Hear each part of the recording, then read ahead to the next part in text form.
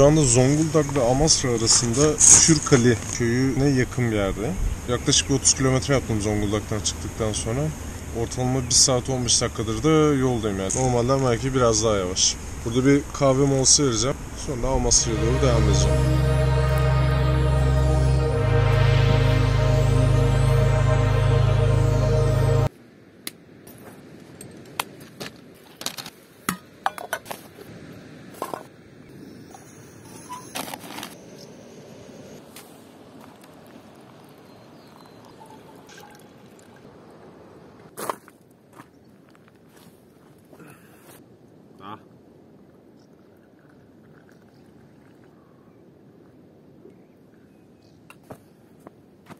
Bu aşamadan sonra yapmayı planladığım şey de Amasra üzerinden Safranbolu olacak. Olabildiğince ufak yolları kullanmaya çalışacağım. Muhtemelen bütün günümü alacak. Böyle yerlere geldiği zaman insan kesinlikle İstanbul'un aslında ne kadar gürültülü olduğunu gerçekten idrak ediyor. Yani şu an ben sussam, araba geçmese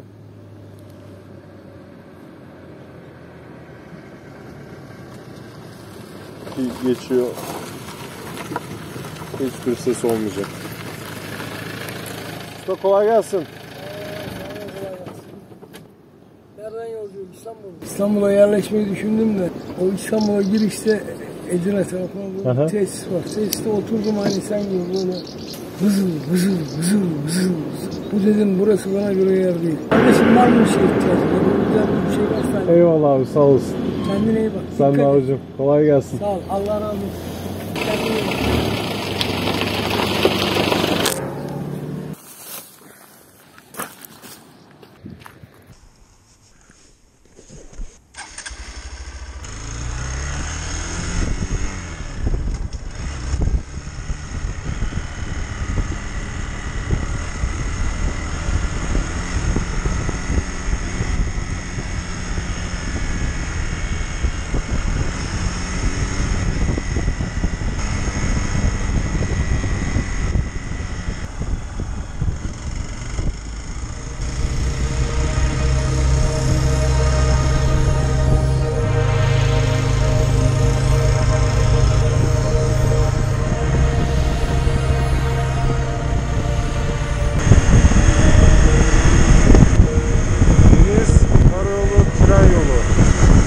Hayatımda hiç bu üçün bu kadar yakın görmemiştim hayatım.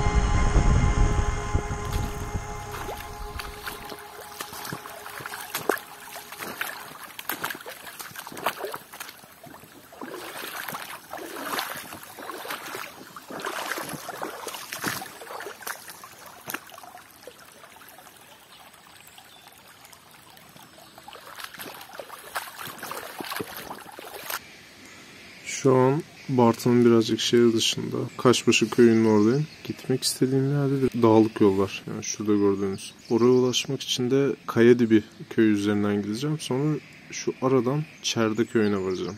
Şimdi Google haritalardan baktığım zaman orada güncel olarak çıkmış böyle bir ara patika yol var. Fakat GPS'ten bakınca o yol eksik gözüküyor. Bu yüzden beni aşağıdan dolandırıyor. Önce Kayadibi'ne ulaşacağım. Oradan da Çerde köyüne. Çerde köyüne vardıktan sonra da yavaş yavaş yine ara yollardan olabildiğince aşağı doğru ineceğim. Ve de Karabük yani Safranbolu'ya ulaşacağım. Bugün zaten tamamen böyle bir ara dağlık yollarda geçecek. Olması gerektiği gibi. Yolun görüntüsü de aşağı yukarı bu şekilde.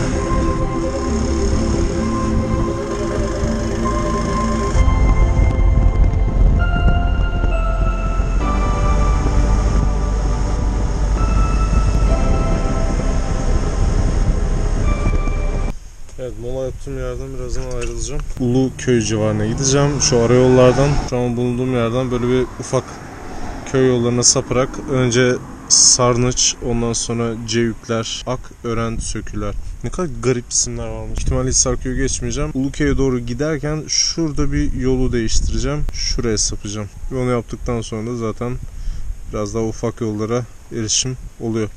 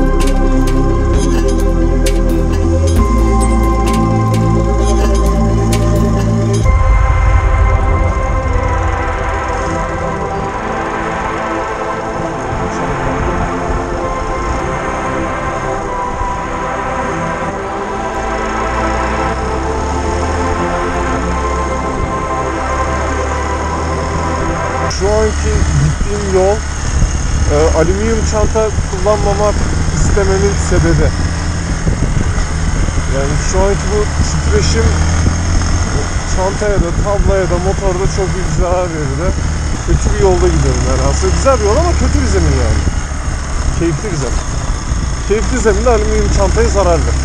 O yüzden motorun üzerindeki o yumuşak çanta her türlü çok daha uyum sağlıyor duruma.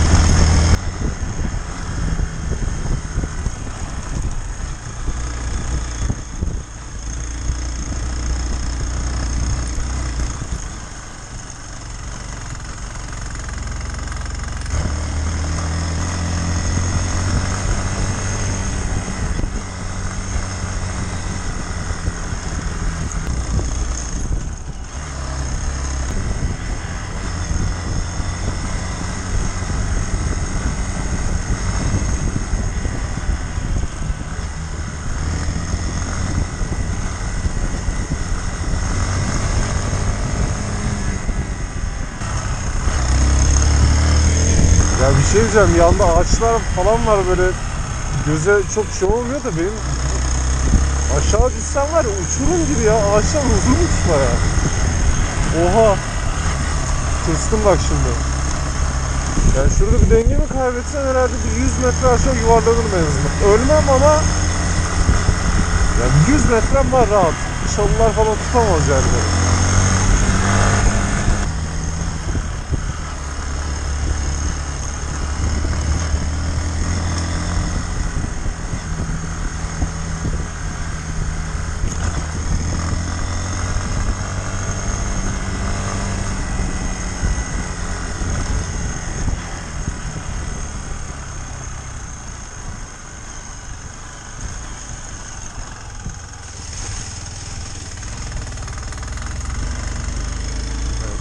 Kesinlikle güzel bir motor.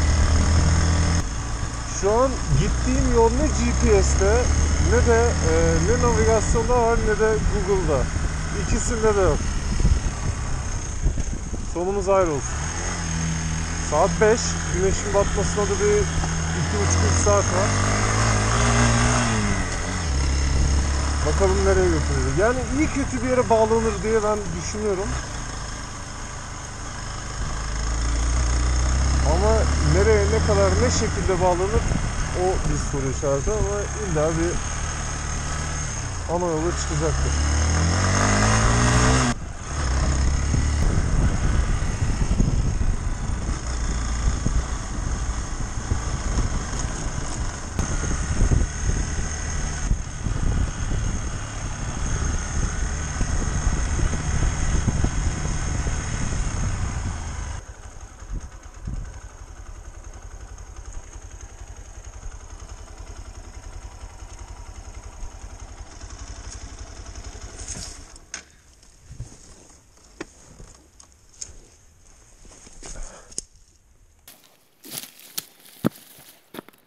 Aslında şu an hemen böyle bir oturma moduna geçmeyecektim ama sıcağı sıcağına kafamdan geçenleri direkt aktarmak istedim. Yani tam detaylı bakmadım ama muhtemelen bir 20-30 kilometredir ben şu şekilde bir yolda gidiyorum. Yani daha demin gördüğünüz yol. Bayağı arazi koşullarında bir dağın yamacı, bir tepe, bayırın yamacındaki arazi yollarından gidiyorum. Yer yer çamur, yer yer taşlı, yer yer ıslak toprak. Yani türlü türlü yollardan geçtim yani. Ve acayip keyifliydi ya. Bayağı keyifliydi. Üzerinde yük olmasına rağmen şu an. Aksesuarları zaten saymıyorum. Yani şu an yüklü bir motor bende yaklaşık bir 90 kilo falan. Motor ikinci viteste gayet güzel tırmanıyor. İşte böyle ivmeli virajlar, yolun yükselmesi, ivmelenmesi, işte durması, kalkması, çamurun içinden geçmesi, böyle kaysa bile böyle bir toparlanabiliyor. Bayağı keyifli geldim. Yani böyle yol şu an bitmesin istiyorum ama bir noktada kayıp mıyım değil miyim onu anlamaya çalışıyorum. Çünkü en son bir ara Google haritalardan bile yolum çıkmamıştı. Yani GPS'ten zaten çıkmıyor. Google haritalardan böyle bir patika gibi bir yol gözüküyordu, onu takip ediyordum. Sonra birden ondan da çıktım. O yüzden şu an hani böyle bir varma düşüncelerine girdim güneş batmadan önce ama son derece keyif aldım. Hani civarda yaşasam ya da buralarda olsam bu yol için sırf buraya gelinir. Acayip keyifli bir yer. Yani motorun dediğim gibi yol hakimiyeti, arazi koşullarındaki sürüşü. Yani bu motorla ben otobandan geldim. Otobanda sürdüm ve şu an arazide kullanabiliyorum. Bu çok ender rastlanan bir ara büyük ihtimalle. Yani iyi kötü her motor gider burada ama iç rahatlığı önemli. Hani rahat rahat zorlayabildim motorumu. O çok keyif verdi. Zaten tat kaçmamasını sağlayan şey de bu. Tadınız sizde kalıyor. Motorda kendi kendine işini yerine getiriyor. Bugün özeti. Bugün kilometre olarak fazla mesafe kat etmedim. Amasra'ya gitmeyi planlıyordum. Zaten Amasra'ya giderken Bartın'dan geçmek gerekiyor. Fakat Bartın'a vardıktan sonra dedim hani Amasra görmediğim yer değil. Eminim şimdi daha da güzeldir. Ama yani benim bugün asıl yapmak istediğim şey şu an yaptığım şey. Hani böyle arayollar, köy arayollarına girip olabildiğince patikalar bulup bu motoru birazcık test edebilmekti uzun mesafelerde. Bulmayı hedeflediğim yerler zaten buralardı. Hani Karabük ve civarı. O yüzden vaktim daha sakin bir şekilde arazi içerisine geçirim diye düşündüm ve o yüzden Amasra'yı iptal ettim. Şu anda lokasyonu bilmiyorum da yazarım alta bir yere sağa sola. Şu an buradayım.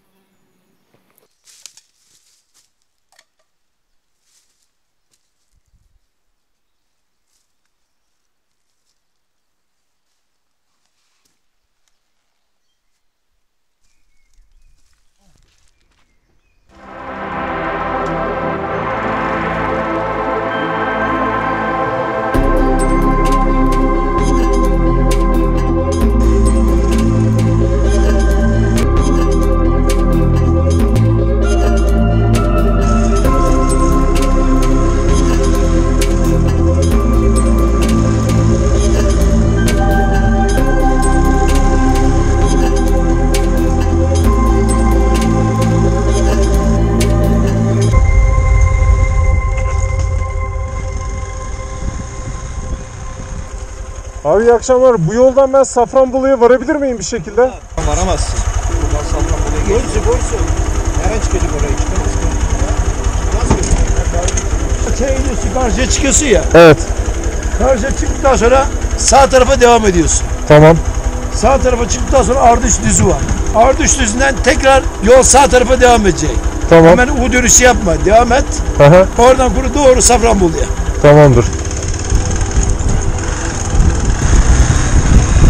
Ya dayı iyi güzel tarif etti de ben pek anlamadım ya bunu. Ama sağdan gideceğim sana.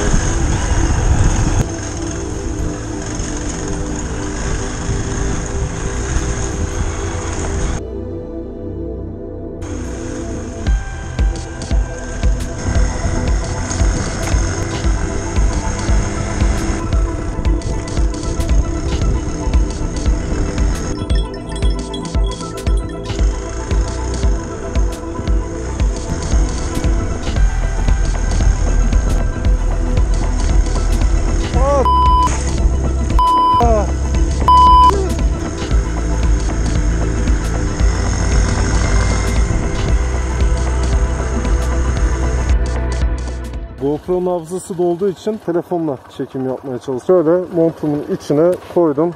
Artık ne kadar çekerse o kadar kâr.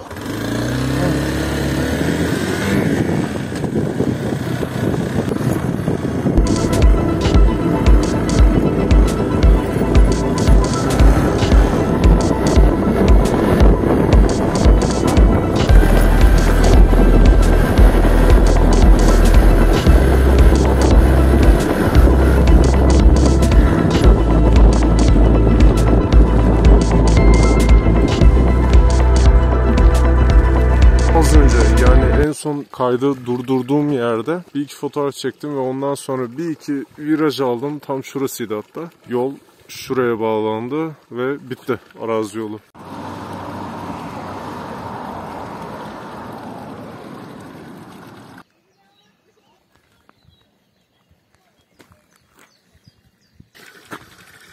Bayağı çamur içindeyiz ama güzel sürdük ya. Bu arada şu an fark ediyorum. GPS bir süredir zaten yolumu tanıyormuş benim. Yeni aklına gelmiş. Bayağı bütün yol çıkıyor şu an burada. Hepsi gözüküyor.